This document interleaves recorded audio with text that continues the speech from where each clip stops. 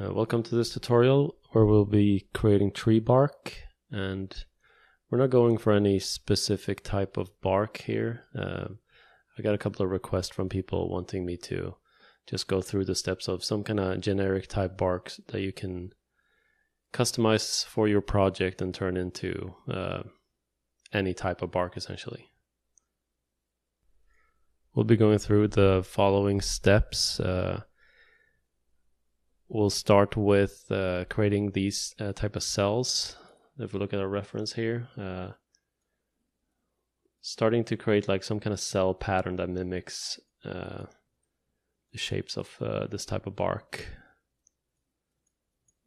And secondly, we will start combining them with some noise to get something more bark-like. And lastly, we'll add some details and layering effects to make it a little more realistic and make it flow together as one whole composition. And then we'll end with looking at our color and diffuse and roughness. Not really visible in these reference pictures here is knots. I guess we have some stuff here. So we'll cover how to set that up as well. So let's go into Substance and see what we can do. So we'll start by creating a new substance, and I'm on 2019.1.1. Let's call this bark tutorial.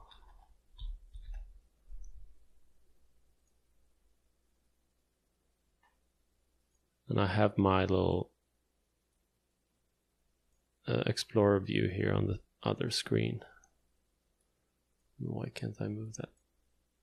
There. So I just leave that off to get some screen real estate. And I'm using my standard base setup node here that I always use, and it's included in this tutorial as well. So we won't use metallic for this. I'll just go ahead and delete that first. Save that. So we're going to start by creating the basis for our knots. So we're gonna dump in a tile sampler here. So we just want to create like a couple of random paraboloid shapes. So let's set this down a bit to 6.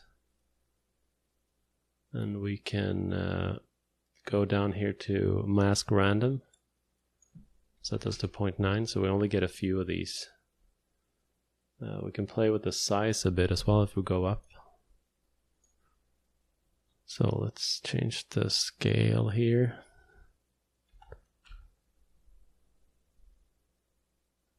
We can randomize the size a bit as well. Scale random.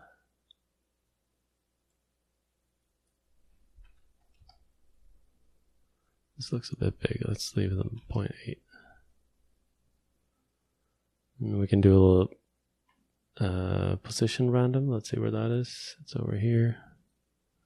If you do this too much, they're going to start overlapping, which is not what we want. So if I just show you guys, if I disable this, when we start doing this too high, you see they kind of combine, so we don't want that. So we just want them to just touch if ever. So maybe something 0.2, not 20. So here we're kind of making sure they're not touching. We can also do this offset to make sure that each row is offset from each other. And go and set this one back to 0.9. We can even set this offset to vertical if we want to push them down that way. We can introduce a little bit of random sizing here. So we mess with the shapes a tiny bit. Let's start with this. We can hook that up here.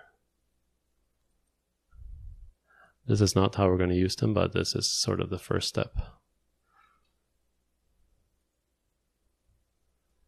Also, I think we want to change this to the Gaussian shape. Where is it? Just this one has more of a cone shape, where the paraboloid has more of a round fall off. And now we just need to crank these up.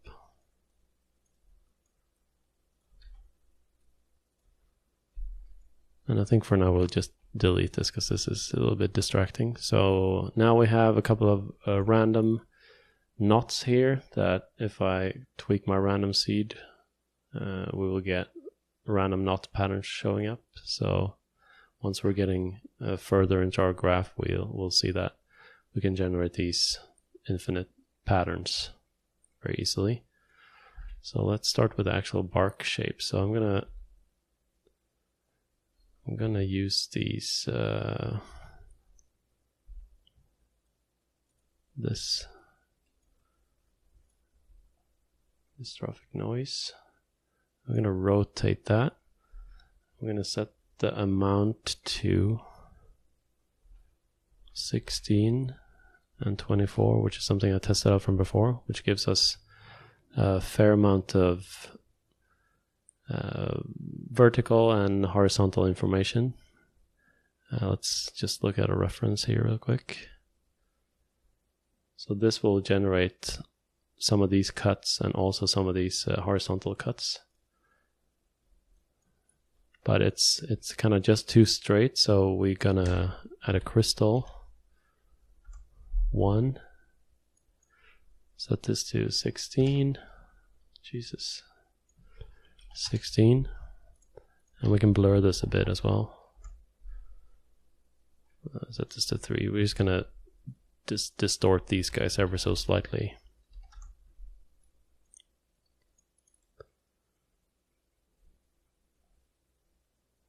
Maybe a little bit less. I have a new keyboard, that's why I keep messing up.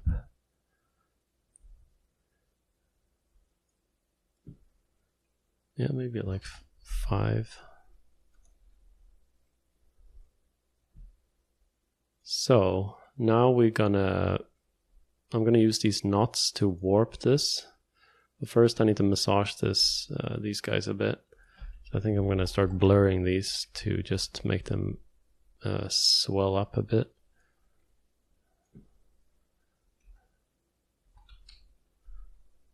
And now they get really dim from the blur, so we're gonna just run them through auto levels. I want to make them a little bit more elongated, so I'm gonna run them through a non-uniform blur here. And this blur map will select this wire and insert an invert grayscale node. It's not doing much yet here, but if we flip the angle of these and then just tweak this so we get them to stretch out a bit.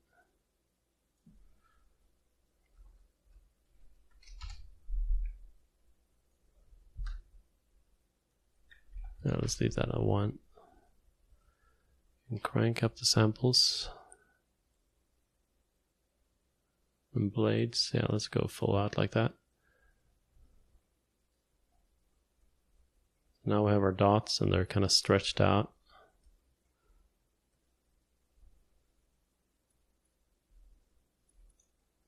And we want to, I want to run this through a high pass node.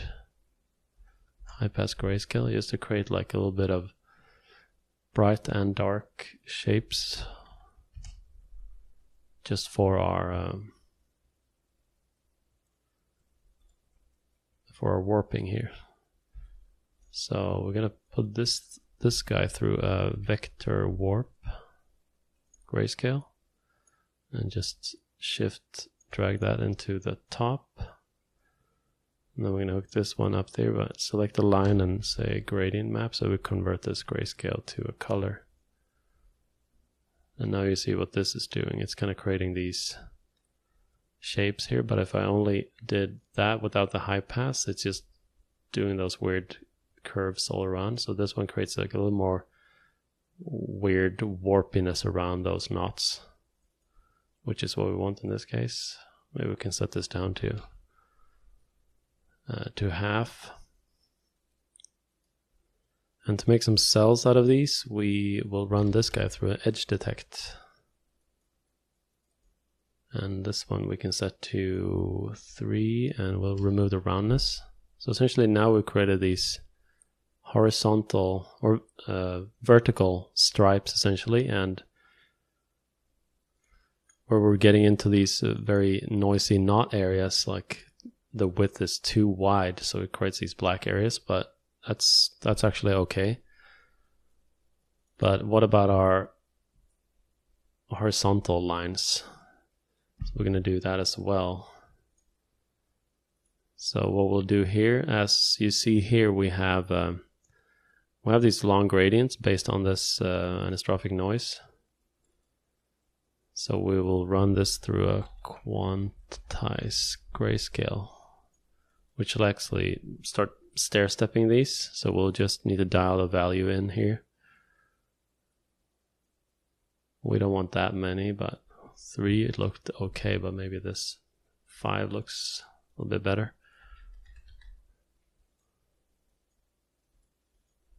So let's kill the roundness here.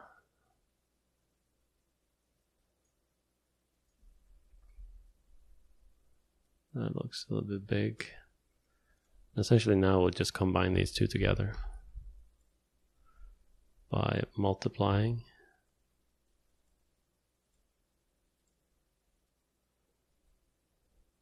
So you see now we have something that starts resembling our reference here. Bunch of these vertical lines, maybe this one is a better example. Vertical lines with some horizontal stepping.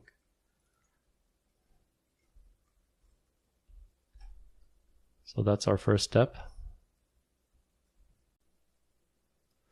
We're going to continue with our bark here. So let's just group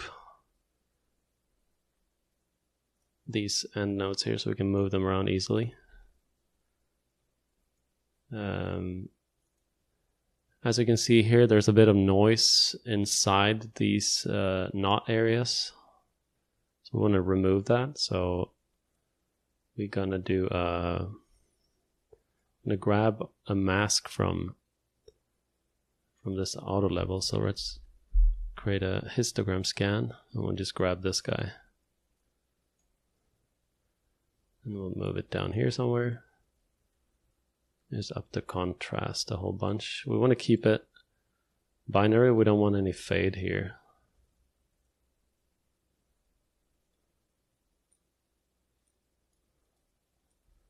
So we will just blend.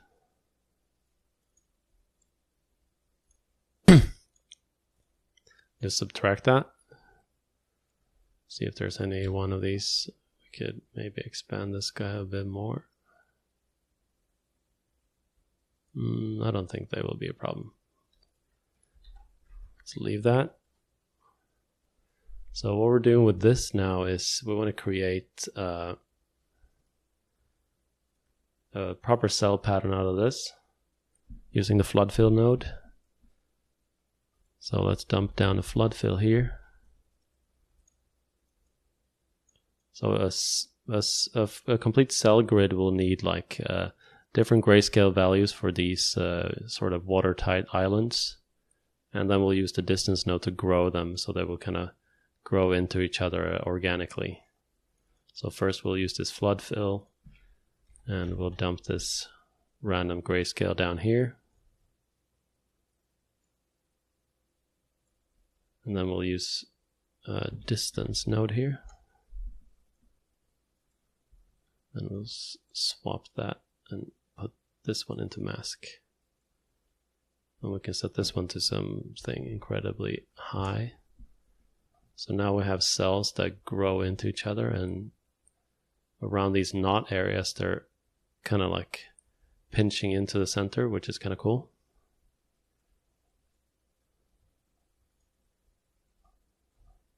Let's move this off a bit, get more space.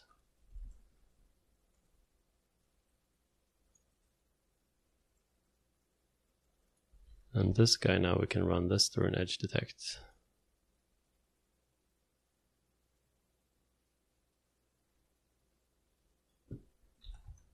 Let's try some values here. Yeah, it's fine that we're dropping out some of these, because what we want here now is, let me find a good reference picture for this. Yeah, here's a pretty good one. Like breaking off from the vertical things, we want something to start going into this kind of circular shape. So what I'm going to use for that is, we're going to go back and use these.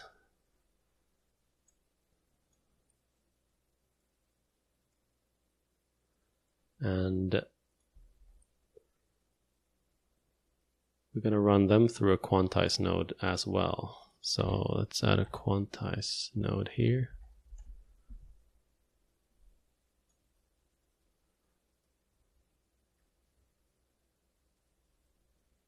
And we can just make sure we get a couple of rings on here. So we'll set this to maybe 8, 7. Let's start with 7 and see how that looks. We'll run this through an edge detect as well.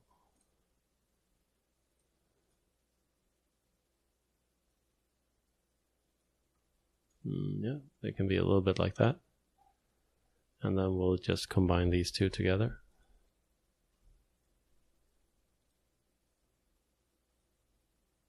So now we have these, where we have these super pinchy points here, we also have these circles coming in and around these. And this one, we'll just run this through a bevel node.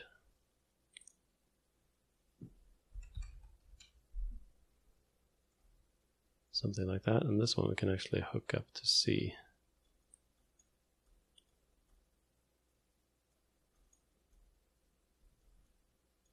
Yeah, starting to look like something. Obviously it looks very like mathematical and everything.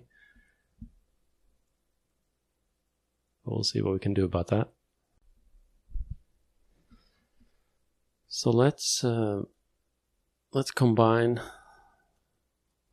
these cell shapes with a little bit of this shape we have here. So we have this kind of shape that goes out here on the tops and then it goes in a bit around. It's kind of cool looking. So, but it looks like here at this point it goes to full white. So I kind of want to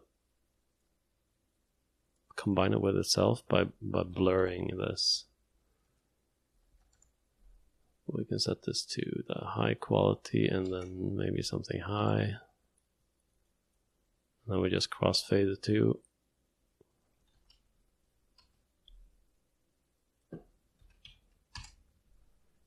Something like that, so that we're not reaching white here anymore. And we'll combine that with our refined cells here.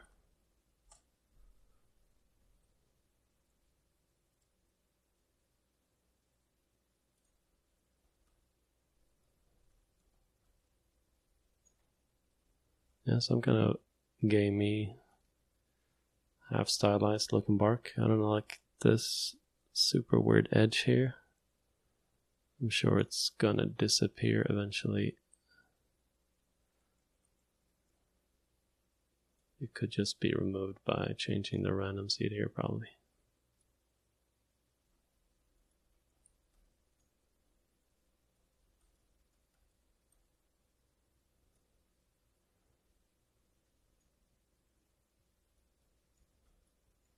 And you can see already how the random seed are creating these kind of cool patterns for us. So let's just go back to 0 for now. Once we have the full graph, we can just random seed forever to find the perfect bark for us. So actually to modify this incoming shape here a bit more, we can run this through a curve node. And we can like add this little dip in the center.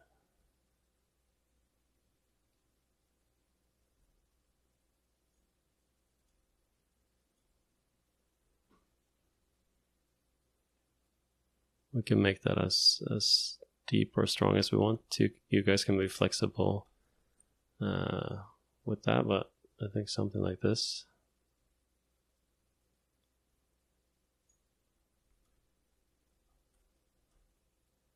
Looks pretty good.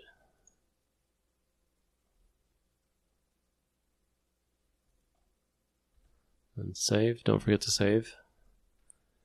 Actually, we can also run this guy through auto level, so we make sure we get more values, because we're going to put some sort of destructive effects on this. Maybe we'll lower this.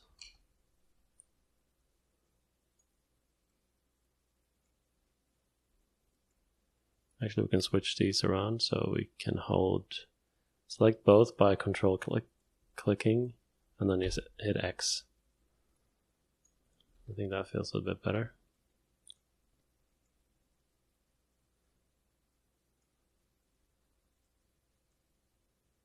Let's look back at our reference.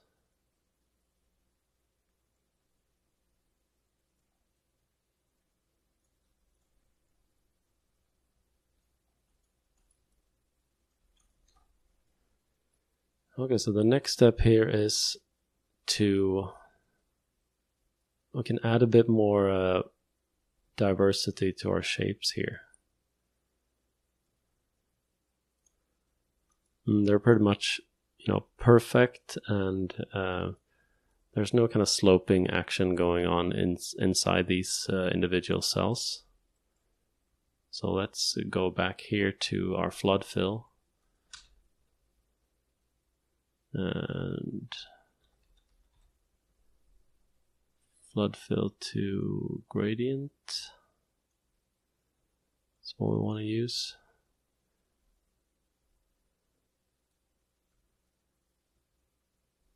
Let's do it, this way, I guess, or this way. I guess it doesn't matter.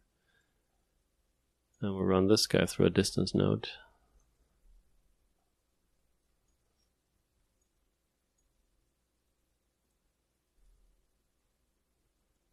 I guess we just do this.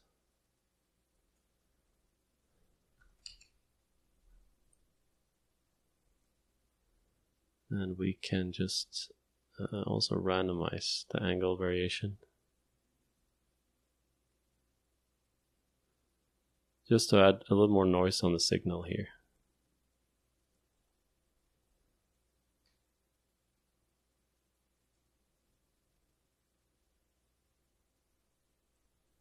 And it's actually a use of bevel node from this shape here. I'll set it to the same.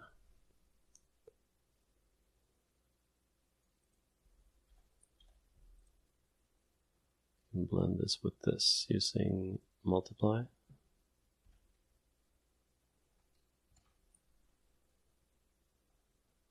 It's barely noticeable here, but if I put a normal node in here just for debug, we can see that we now have a little bit of angles compared to this. So I think that's good to have there, a little more randomness. And what we also could do here is to further break up this perfect pattern with put a blend node and put some cells 1 in here. keep all our noise functions down here. We'll set this one to 8 and multiply.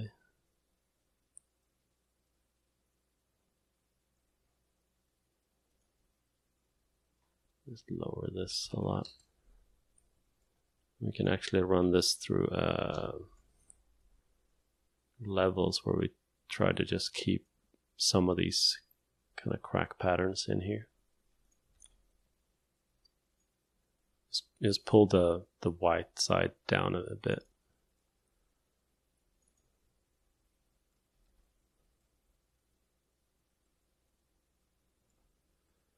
Yeah, that looks kind of neat. So now we just need to combine these two together. And we can use the height blend node for that.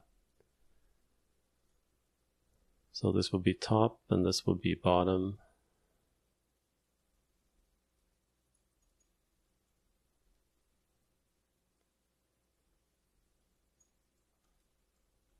Now the knots are kind of pushed in, so we want to push this up a bit so the knots come out, and we flatten our base patterns a bit.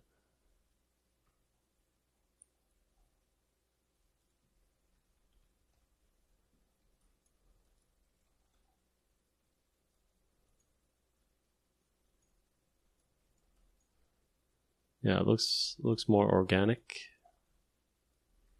and a bit more weird, which is good in this case, than that.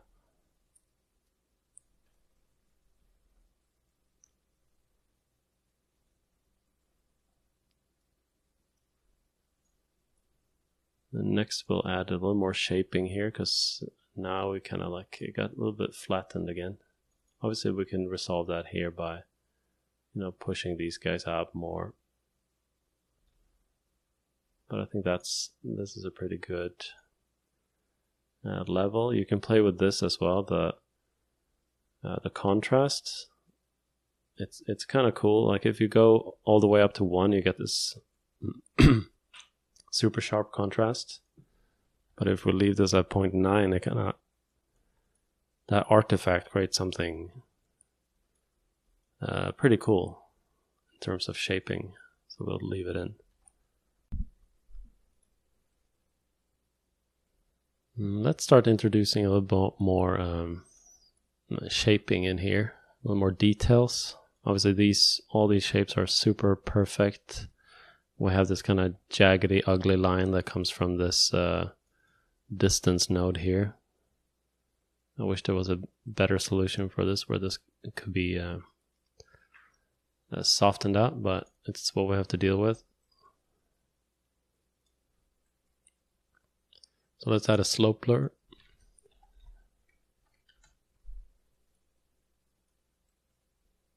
We'll crank this up. And as the source, we'll use the directional noise. 4, I think. It's pretty nice and like soft. We'll angle it so it comes from the top. We'll move this one down here. Can actually start framing these guys.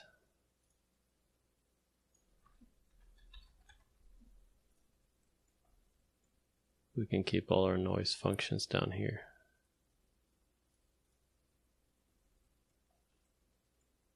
Just so they're easy to find once, or if we ever come back into this graph, or if you're sharing it with your coworkers.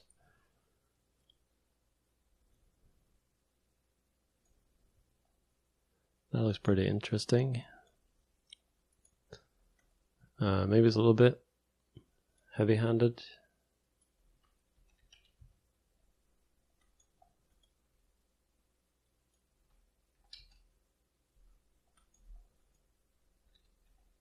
No, I think we'll leave it at 0.5. The thing I don't like about it right now, it's chewing up our circles here. So let's try to find a way around that. I think what I'll do here is we'll blend it back with itself, but we'll try to mask these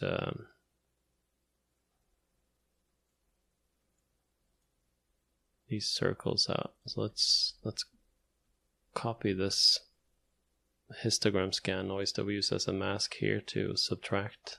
So all I did was copy that, hook it up to this thing, and we can move this one forward.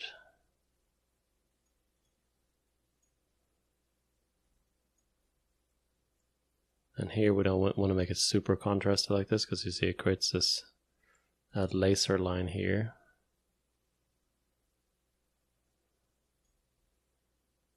So we'll fade that into each other more.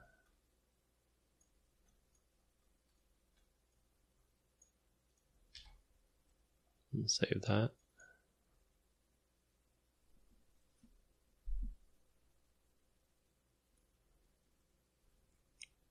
And now these guys are left without any detail at all. So we need to do something for those guys as well. So let's do a save transform. Let's grab this noise again. Can tile that a lot, 7 times. We'll do a directional blur.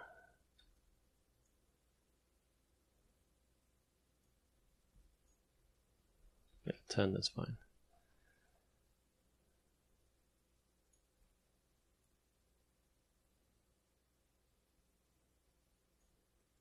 And this noise, we want that to conform to these knots again. So we can go back and actually steal this node here.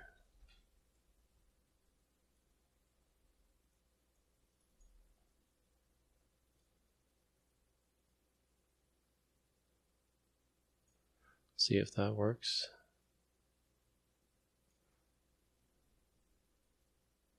Create a bunch of like circly things, and then I will use my custom node, which should also be included, otherwise it's free on my Gumroad. It's just my directional warp node. So we're going to put this one in there, and we're going to put our main shape as our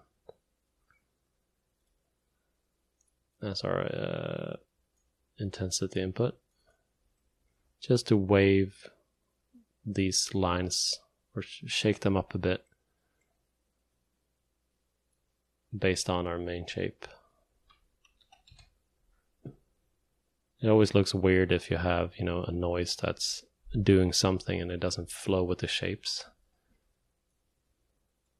So we put that in here, and we can blend that.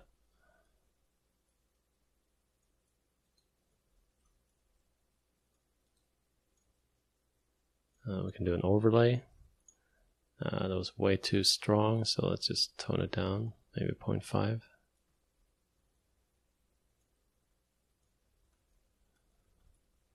Even that looks too much. It's kind of killing too much of the shapes.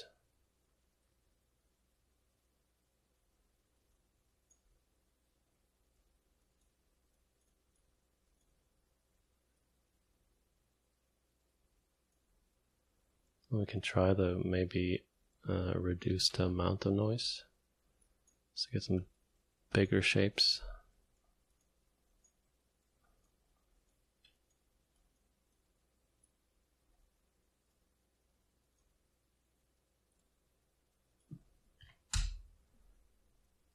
Yeah, maybe even bigger.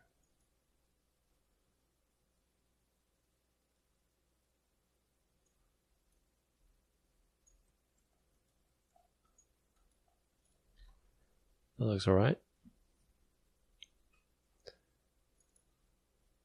And to just finish some of these shapes off a bit,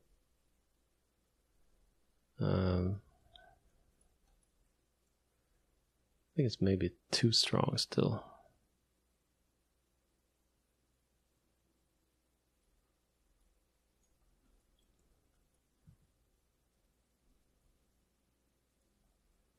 And here we can obviously tweak this mask as well to see how they should fade into each other.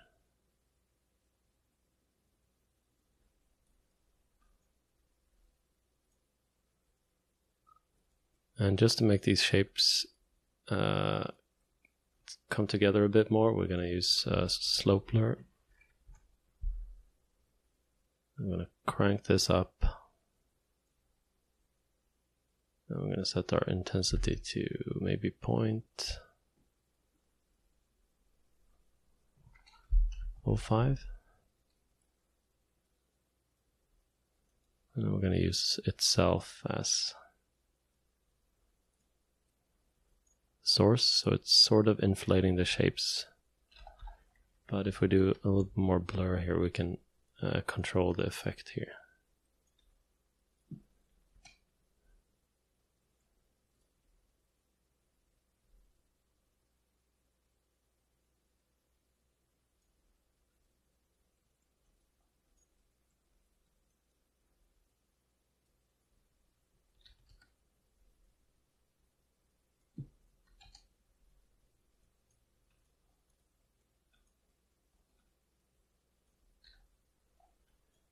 Yeah, something like that. They start sort of bleeding into each other.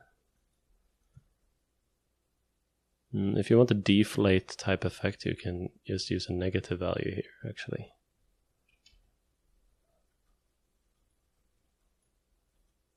So it depends on what kind of bark you're going for, but in this case I want to do an inflate.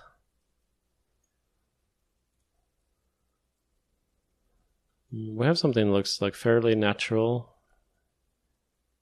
I want to do a little more shaping on here.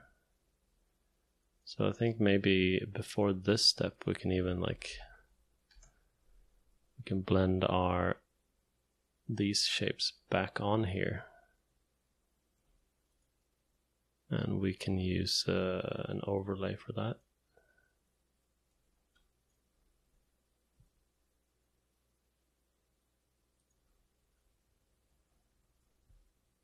If we select that line, we can also add a directional blur.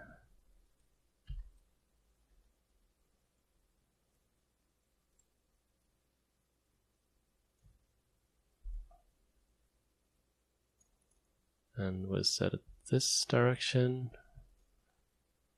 And we'll crank it up a bit, just so we get more elongated shapes. And I guess looking at some of our reference,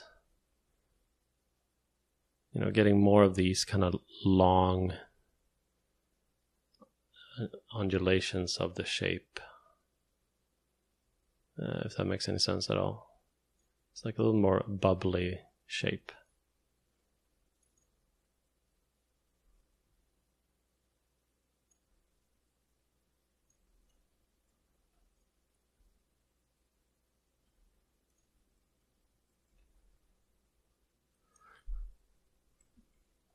That looks pretty good, I think. And I think what I would do next here is to hijack this directional warp node here. Just want to massage this shape a bit more, and we can use a clouds 1 node here. Yeah, default values. Set this to intensity input. And we don't want to distort it this much, although we can just hook that up to see what that looks like. Completely destroys the shape.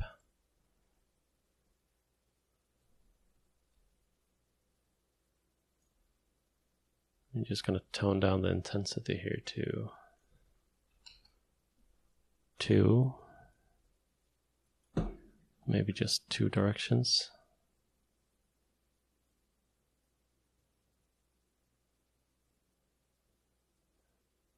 This kind of stuff is up to you guys, what you're going for. So I'm sort of doing this by eye.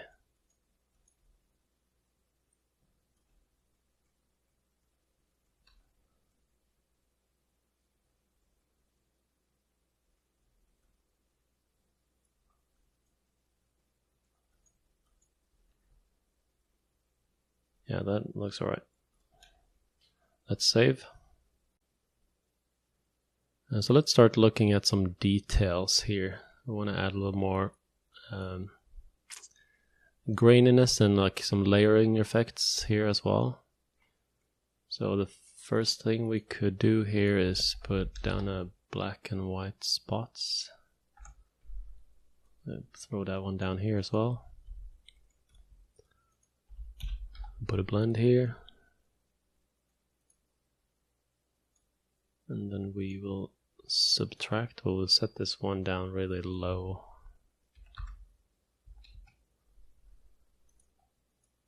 Just introduce a tiny bit of noise here.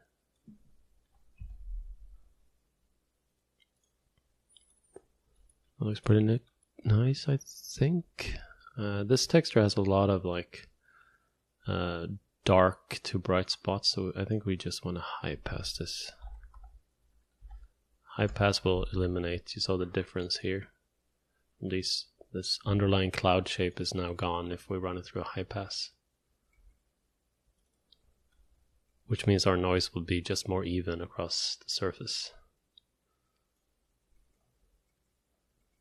Let's leave that on there for now.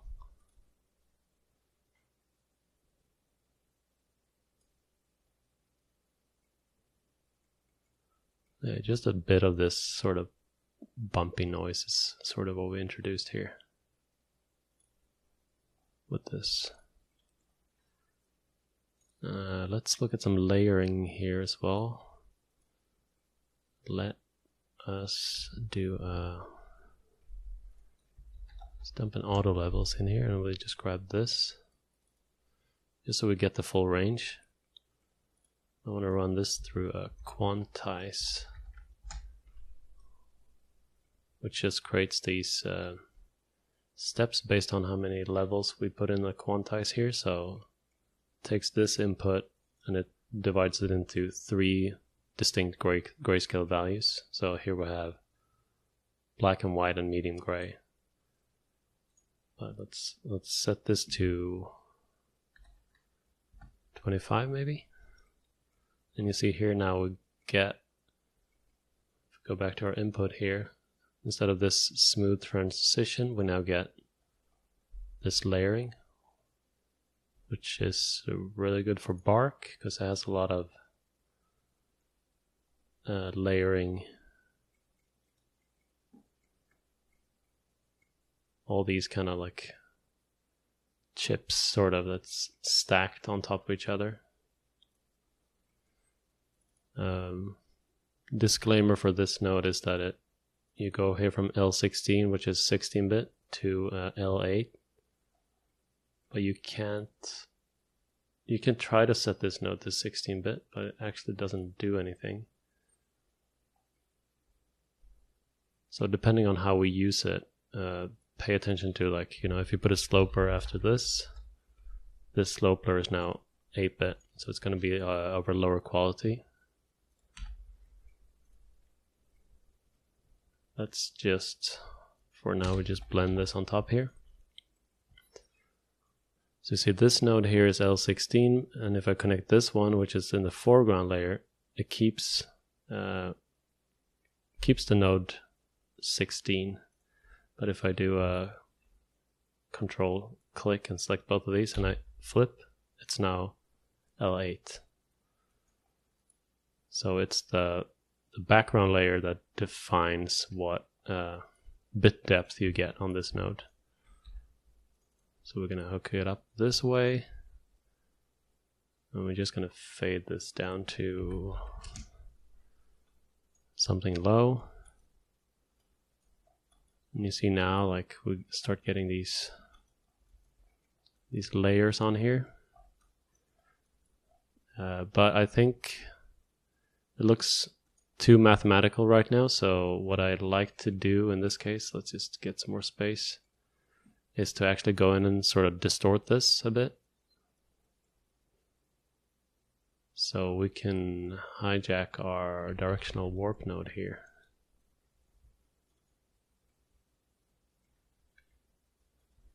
Crank up the intensity and we can set it to more vectors.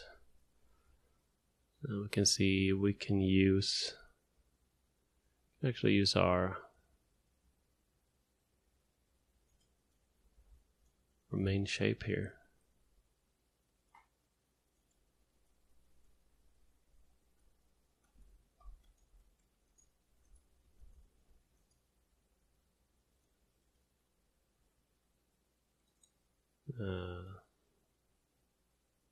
So this is without, and this is with the layering here.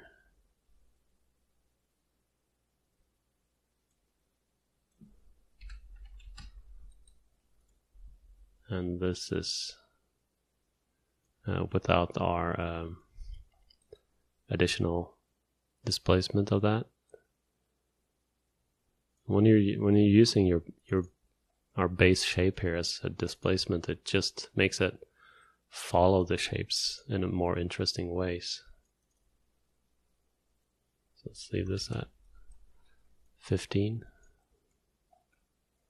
That looks pretty neat. One thing with the quantize node is that it introduces, like perfect division, like there's no blur or any transition between these values at all. But when I use this directional warp, it adds a bit of blur. You see here this transition. It might be hard to see there, but it actually introduces some blurriness there as well. But you could put another blur node on here with something extremely low here, like a 0.1 if you want those layers to bleed over a bit more.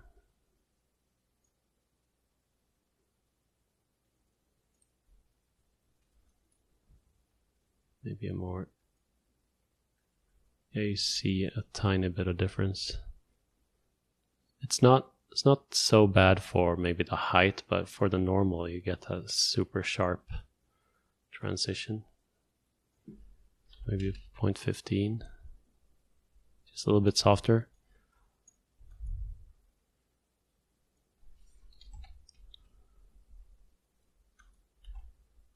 That looks pretty good. And another thing I like to do is we could introduce an AO node here. Just introduce a bit more negative shape in our texture. Let's set down the radius to something really low just to just outline the deepest crevices, maybe even lower. Yeah, we can see what that looks like. And we can just multiply that on top of our shape.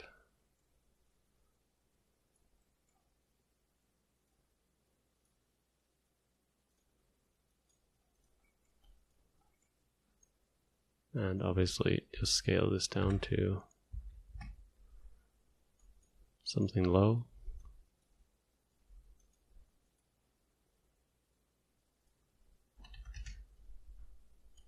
Yeah, here, this you also need to do sort of by eye, and you can play around with the radius. We can even go in here and play with the levels a bit. If you move this white point up, so we can kill all these and just leave the dark areas.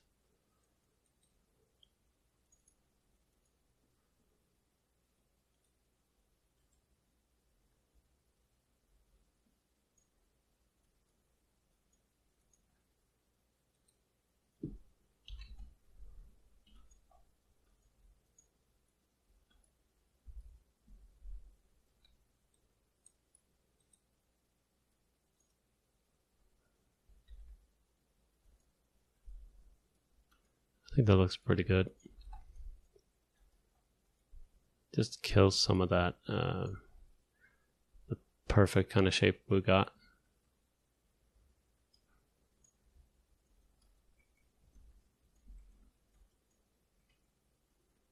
So yeah, we kind of have some knots going here. If we want these to look like they're kind of sawed off, so there was a branch here before, let's play around with that idea. Let's add a height blend node here. And put that as the bottom node. what we can do here is we go back and grab one of our initial shapes here. Let's grab this one, this histogram scan, which has the knots at the right spot. We can make them a little bit smaller.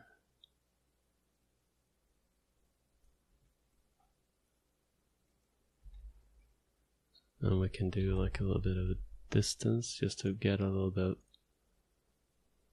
outline of them.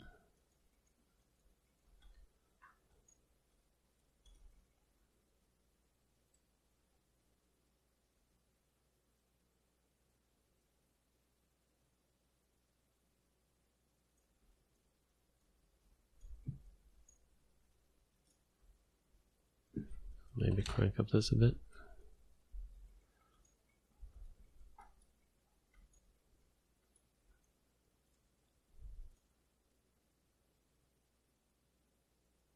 The cool thing about using the height blend node here is that we're going to get this mask for free. So we're going to get this mask how these two shapes intersect each other. So once we're doing color, we now have a perfect mask for for where these sort of knots show up. Otherwise, there's no really good way of finding that mask, but this one gives it to you for free. And we can go in and maybe like darken these hits a bit more. If I undo what I did there, you can see sort of like lowering this curve here.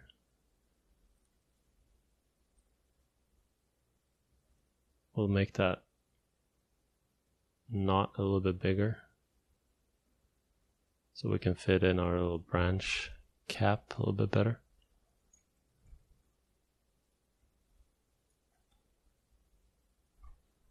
Yeah, some of those twigs stick out a bit more.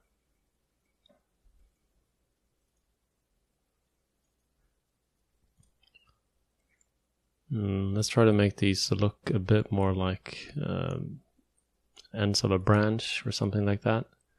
So the first thing we want to do is we'll go back to this tile sampler here. We can actually let's expose this value, this X amount, and then we just click somewhere, just anywhere, and then go back. And then we'll hook this Y amount up to this X amount. If you try to do that right away, it's not going to work for some reason. So now we copy this tile sampler. It's Control C and Control V, and we'll put it down here somewhere. So what I want to do is like on top of these blobs, I just want to add like the branch end. So I'm going to use this tile sampler here. I'm going to add a shape. We can use this paraboloid shape. And we're going to use this Cartesian to polar. And we can grab maybe this one. So you see how this almost looks like a top of a tree or something like that. So we're going to blend these two guys together. Just multiply these together. We're going to run these into this tile sampler here. And instead of Gaussian, we set this to pattern input. So now we have these guys. We can actually go down to it's a bit more rotation random because they were all the same. We can do a bit more scale random even. Otherwise we want them to be the same. So if we globally, we just click empty canvas here, we go to our X amount. So if we change this amount for whatever reason, this guy, this tile sampler, and this guy will match.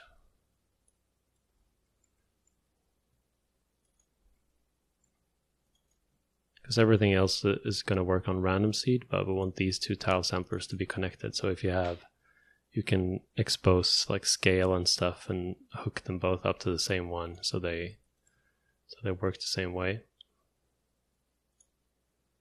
You can set this back to 6.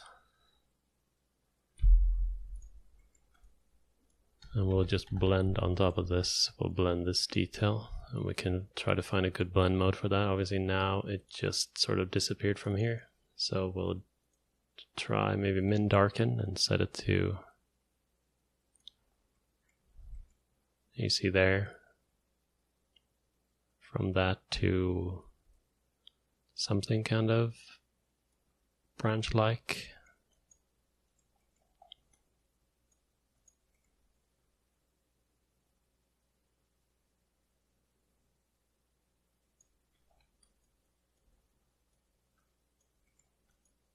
And just some of the bit organic damage from our shape that we spend so much time building. Just organize this a bit.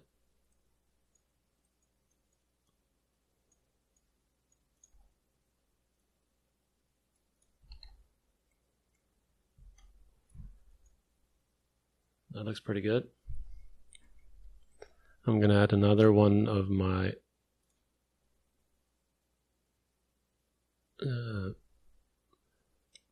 special nodes here. Let's see, this one is also included in your download. This is my low pass node, to get some of these shapes to meld together a bit more. So if you want to recreate this node, it's just a bunch of blur steps in layers, maybe 3. You can set the amount here, and it's just like the amount of blurring steps it's doing at different distances, and you can fade the effect here, and you can say the amount. But if you look at the normal here, and we go back to this, see how it kind of just softens everything.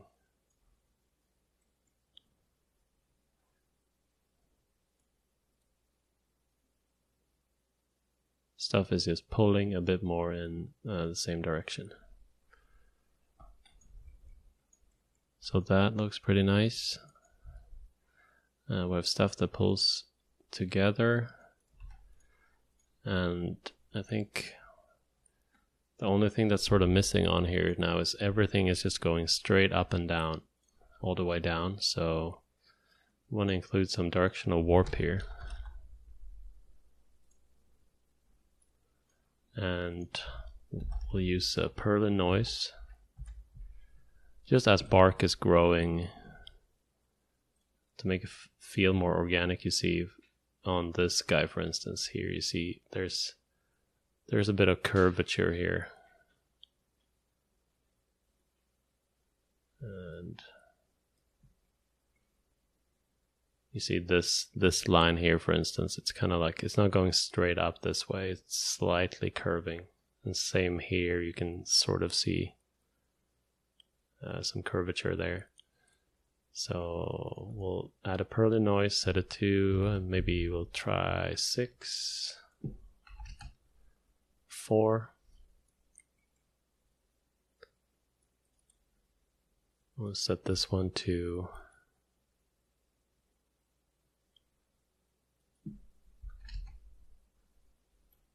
30 maybe. You see now with this soft Perlin noise, you kind of get these nice swoops. You can play with the distance, you can go even lower here.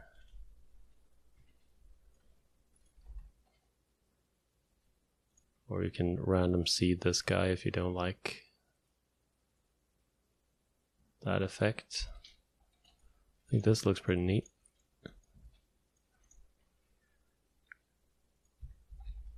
We'll clone this because we want to use the exact same values, and we're going to keep our mask.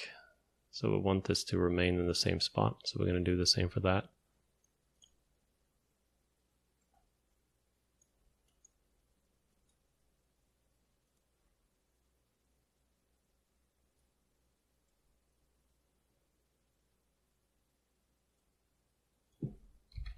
fade that low pass effect out a bit. Yeah, I think that looks pretty neat. Though in the next section, we'll go through the some of the colors and see what we can do with that. Let's start having a look at our base color. We can start by just killing this frame for now because we don't need it. Let's move these guys over here. Let's copy this AO. I'm just going to set up a couple of nodes that we probably will need for this. So one AO node where we can control separately from our output AO. Just want to pull, make it a little deeper, more contrasty. Something like that. Normal, I typically just leave it around 25. It looks pretty good to me. Looks good with this amount of displacement I have here. So that one is fine. We need like a slope mask. So let's do a split on this, and we'll grab our blue channel here. We can just run this through a histogram scan. Essentially, the blue channel is all the slopes, and we're just contrasting it up here. So this will be one of our masks we'll use.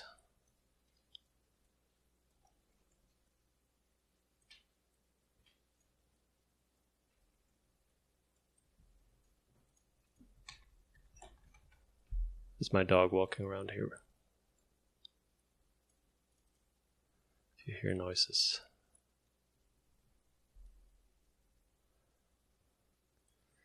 Yeah, so here we have a couple of masks that might be useful for us.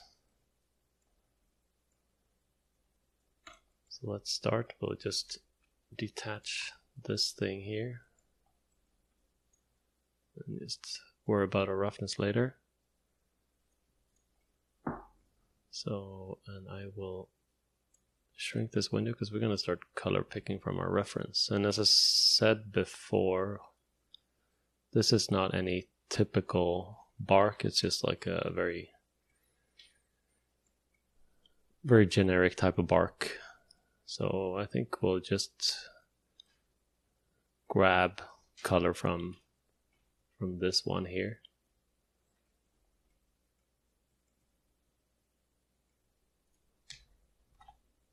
Let's grab a gradient map here. And we can use our super slopey mask here.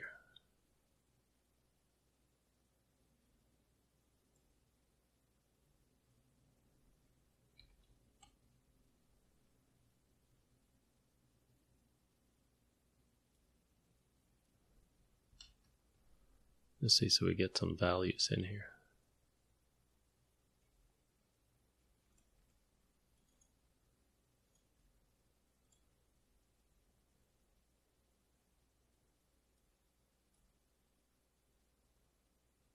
Let's invert these.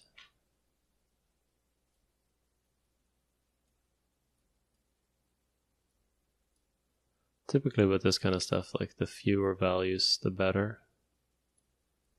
If I would grab, like, there'll be so much information here. You can even like clear them all and select and pick just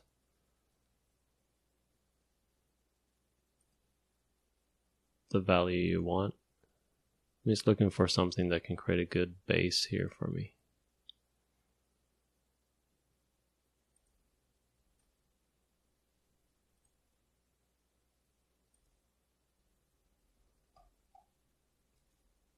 So let's start with this.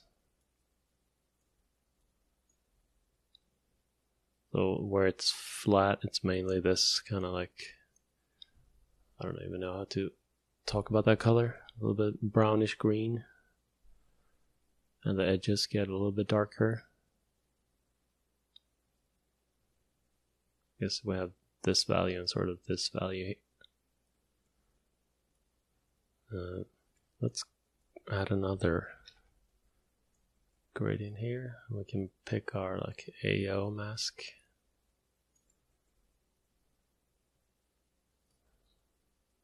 Let's pick a bunch of these colors here that are sort of doing the same thing, but with a little more noise, just so we have, see, like I don't like these super dark areas, so we can select these and just throw them up like that. And go and really like, I want to edit out some of this super contrasty stuff.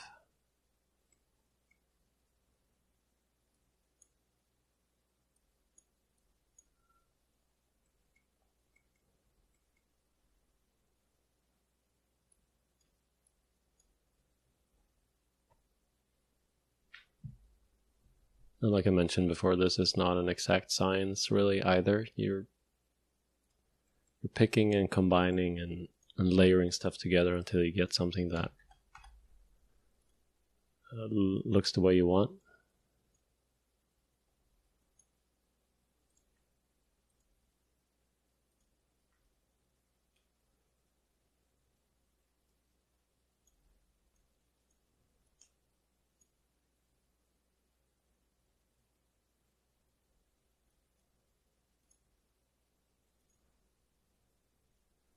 And sometimes if I like something, I copy paste my gradient map so I can go back. Oh, I just want to try something a bit different here.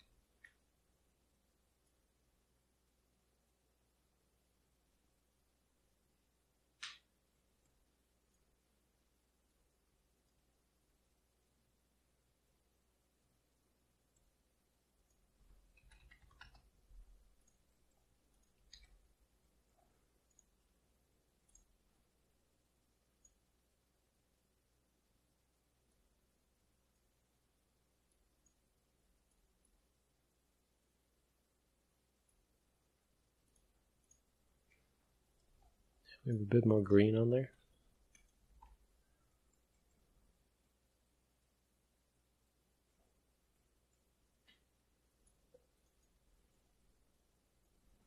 This is our backup, but I don't think we'll need it, so we'll just ditch that one for now. Let's use this curvature. Can throw this through in auto levels. Since it didn't do much, we can try to just manipulate this with a curve node.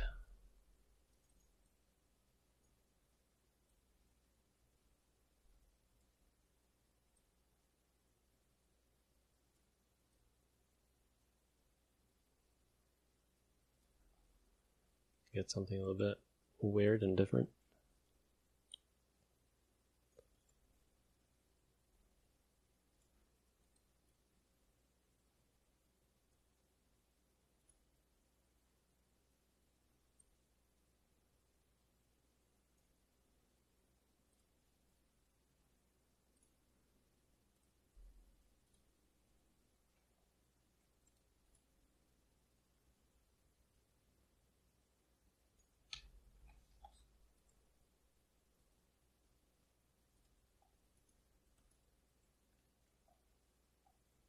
And this.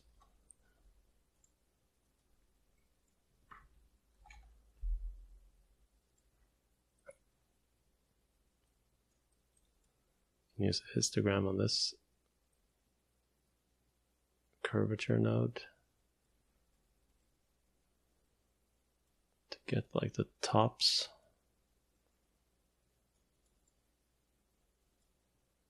This one is too reddish still.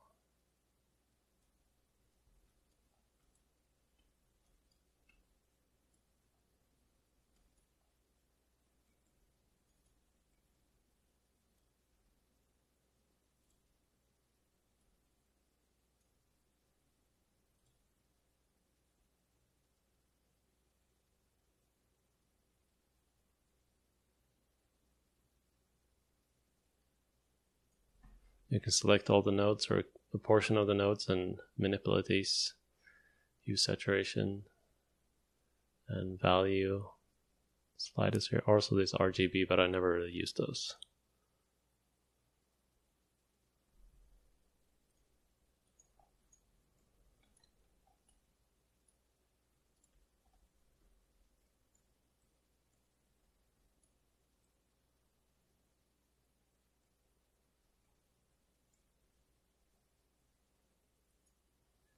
I'm just gonna keep playing around with the colors, and I won't narrate this step, so we'll just speed it up, but you'll get the full process.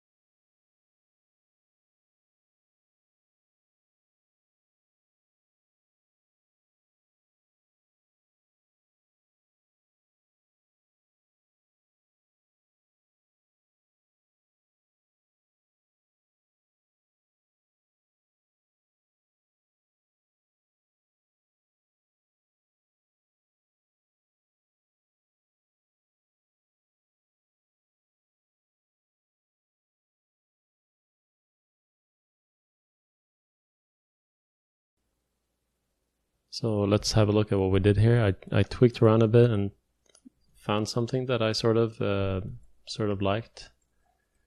I changed a bunch of the colors.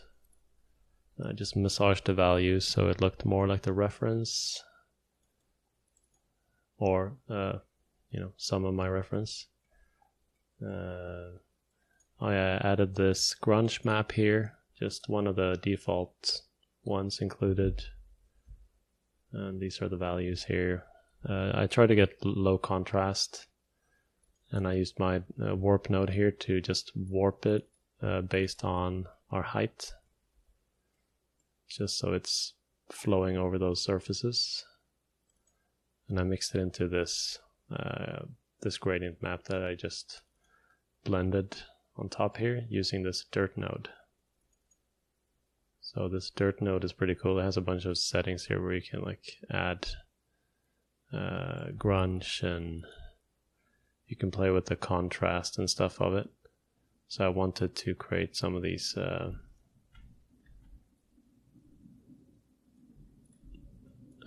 pits are like this kind of reddish material here. So you can see some of the crevices kind of expose some of this colored bark.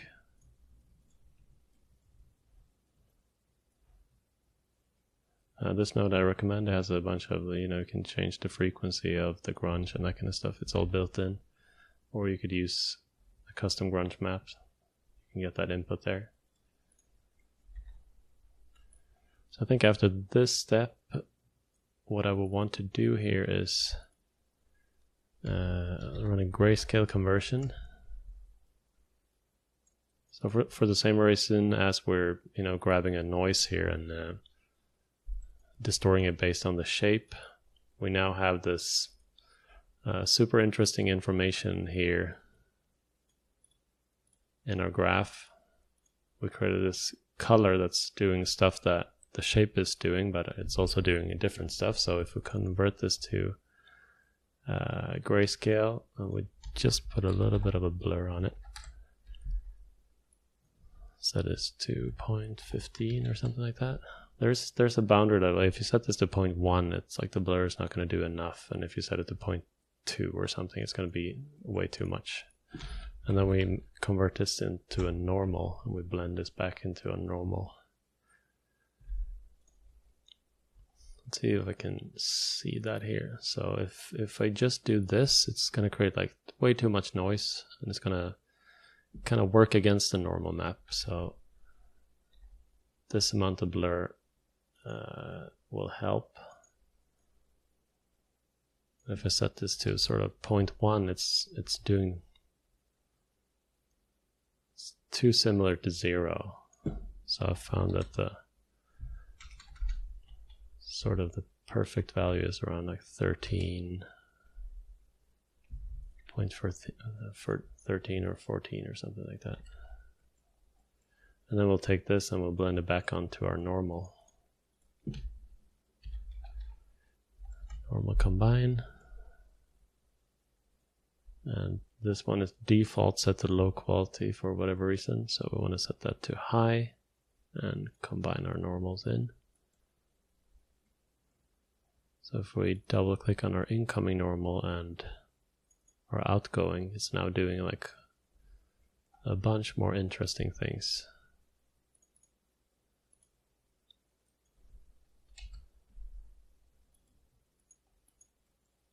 But be careful here. I wouldn't go this far.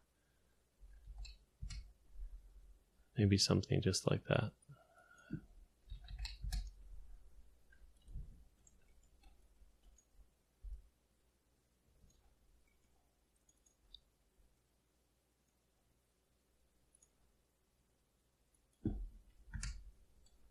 This is something you can tweak once you render it, or if you're doing this for a game, you throw it into the game and you can mess around with these settings. What these detail normals are doing is they're, messing with your overall composition. Like some of these nice layered values here become a little bit more noisy. So, here in this part of our main normal, it's going to introduce like a bit more noise. So be careful with those.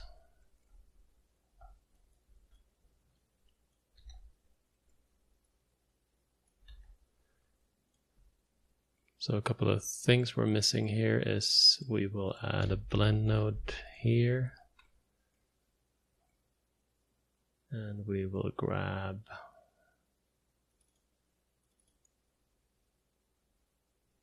one of these masks here. Let's see. Let's just copy this guy for now. And we'll just hook it up to curvature.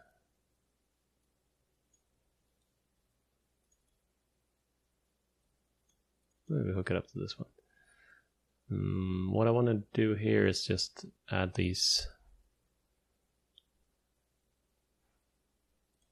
end pieces of the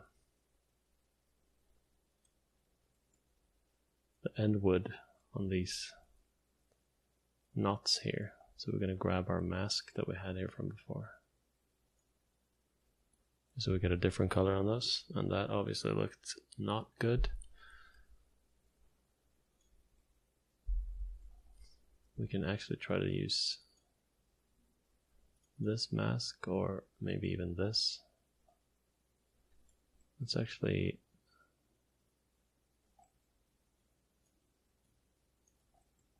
let's copy this thing.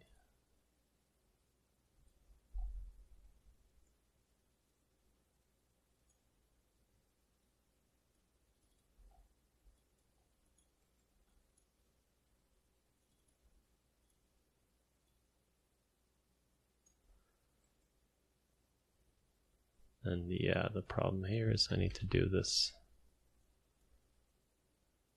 warp thing here as well. You see, now I saw that it didn't line up there, so I need to add the global warping to that as well. We can actually frame this section and say like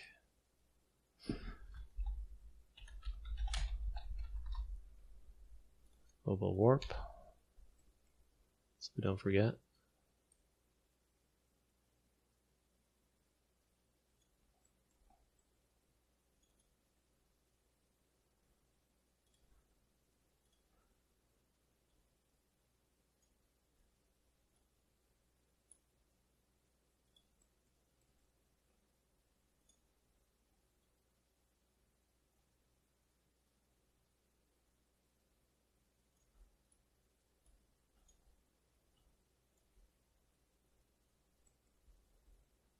Looks like really fresh wood right now, so let's maybe kill some of these brighter values here. And maybe even like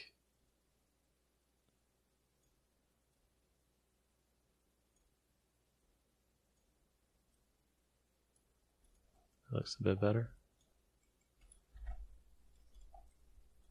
So now we have a separate color for those. And let's add a dust node here at the end. We'll grab our AO as an input.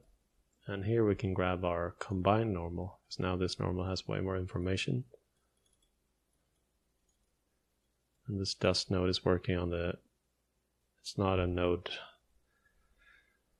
that is meant to use these kind of tangent space. It needs a world space normal, which means in my case it's kind of like flipped. I want the dust to come from above, so we need to put a invert normal. Now our dust is accumulating from the top.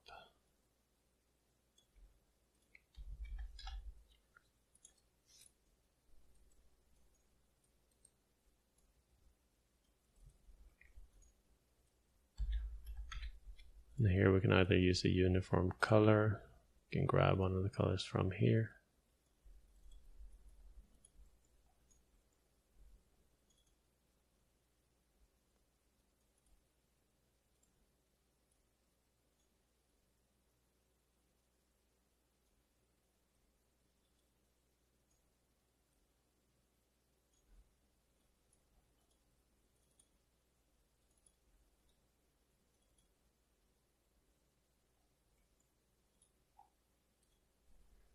You can play with the blend modes as well.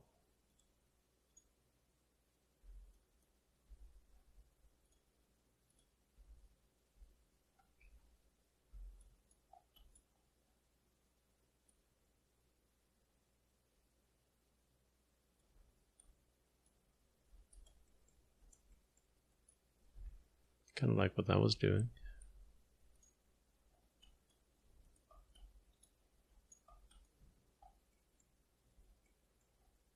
Let's have a look at our roughness here, what we can do.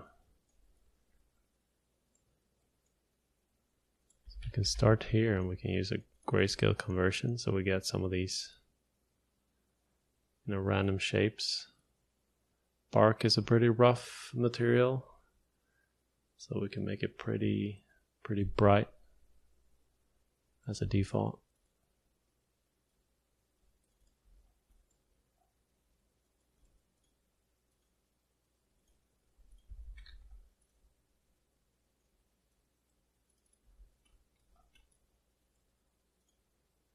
You can set this to black here.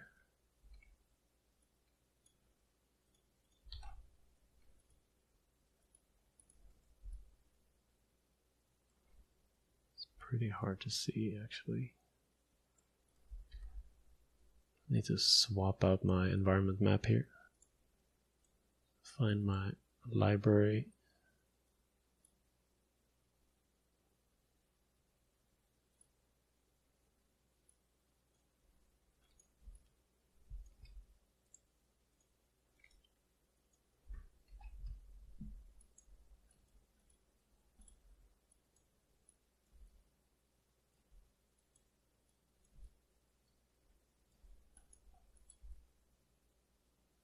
I can try this one.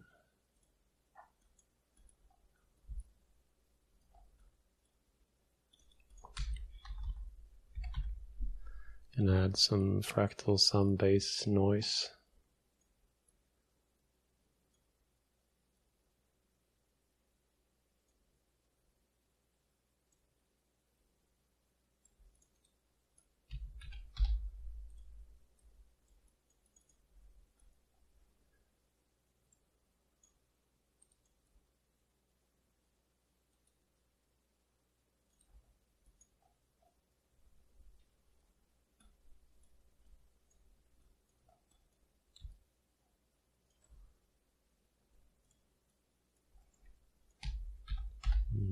Let's blend our slope noise on here, or slope mask.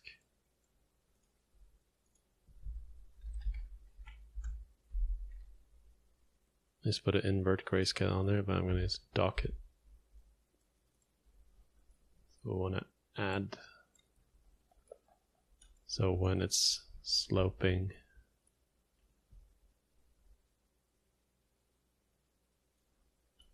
it's killing off a bit more.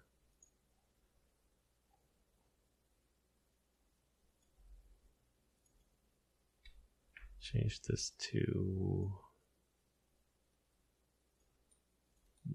we can do add sub maybe.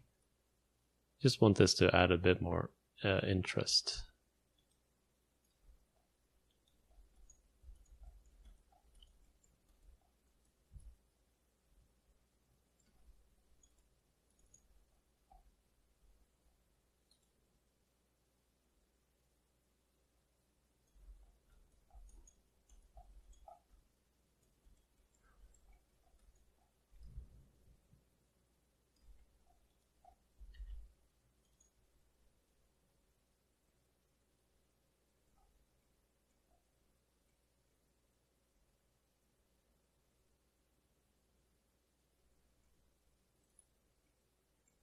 We can also add our dust on here.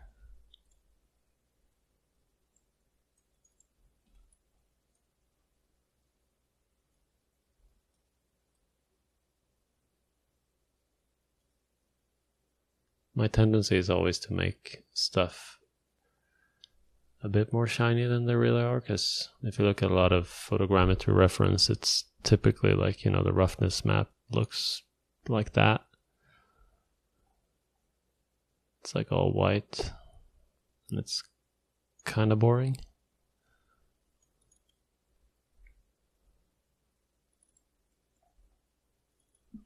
Can tweak the contrast here.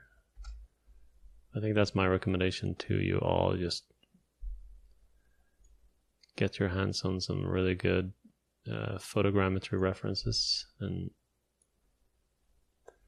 try to dial in. At least they are, you know, narrated in a way and in a consistent way to work well together. If you look at something like Megascans or CG textures, they're tweaked together with other stuff, so they all work well together. So in a production environment where you work alongside photogrammetry stuff and you're making stuff like this, at least your values will be in check with those. But if you're doing something, you know, hyper real, kind of like sort of Dishonored style art style, you can take a little more liberties there.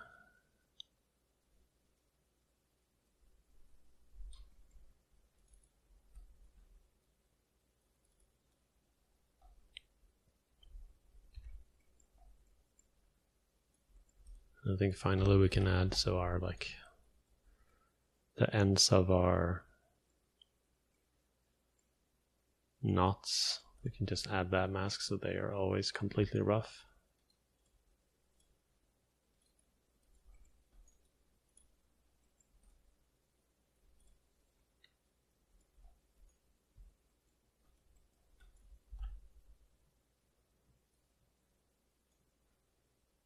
We can tone this down to 0 again. It's back to normal. Maybe 1. See what we're doing. I typically render all my stuff in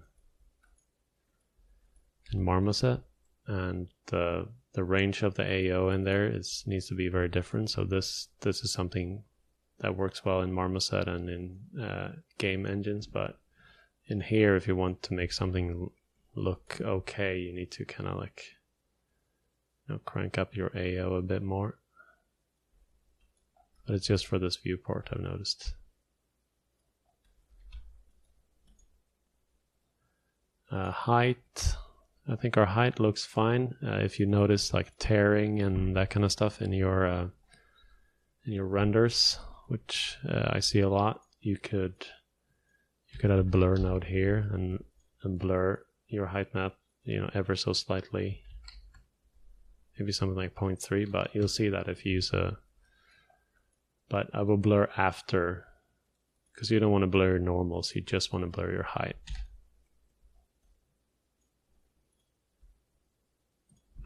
And now it's just a matter of exporting and see what it looks like in Marmoset and do additional tweaks based on that. Typically, you know, like dial in a bit of normals and tweak the AO and swap around the colors maybe a bit. That always takes the longest time. So let's jump over to Marmoset and see the final product. And this is pretty much it, what we made today. Kind of like a generic bark, has some knots. Obviously, tweakable amounts of knots. So just mess with the exposed value here. Name it correctly as well. We can call it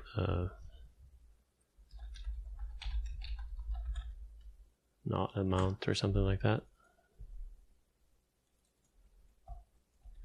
And play with the random seed.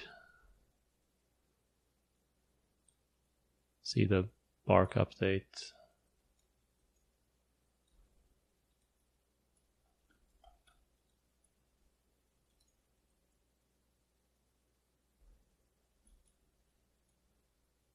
Super awesome. It's my favorite thing to do, I think. Yeah, this is the final render, and I also have a scene render that we looked at earlier.